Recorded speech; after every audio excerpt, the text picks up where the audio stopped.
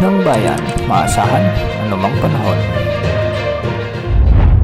Magandang araw po sa ating lahat. Narito ang update sa lagay ng panahon ngayong araw ng Biyernes, August 2, 2024. Sa kasalukuyan ay may umiiral na mahinang habagat sa bahagi ng Western Visayas at Western Mindanao.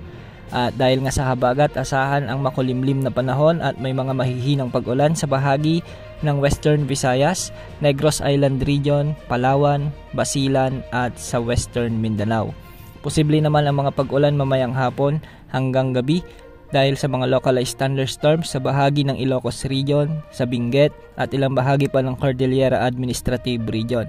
Posible rin ang mga pag-ulan sa bahagi ng Central Luzon, lalo na sa Tarlac at Bulacan. May mga inaasang pag-ulan din sa bahagi ng Cavite at Laguna at iba pang bahagi ng Calabarzon dahil pa rin sa umiiral na localized thunderstorms. Posible rin ang mga mahihina hanggang sa katamtamang pag-ulan mamayang hapon sa bahagi ng Camarines Norte at sa ibang bahagi pa ng Bicol Region. Sa Occidental at Oriental Mindoro, asahan naman ang mga katamtamang pag-ulan dahil pa rin sa umiiral na localized thunderstorms. At sa Eastern Visayas, lalo na sa Eastern Samar at Leyte provinces, posible rin ang mga pag-ulan dulot ng localized thunderstorms. At sa Mindanao, asahan naman ang maulap na kalangitan at mga pagbugso-bugsong ulan dahil pa rin sa localized thunderstorms.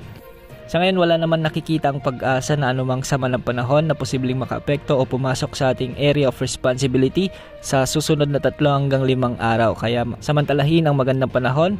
Wala ring nakataas na gale warning sa mga karagatang sakop ng bansa, kaya malaya ang mga mangingisda at may maliliit na sasakyang pandagat na pumalaot sa anumang bahagi ng karagatang sakop ng ating bansa.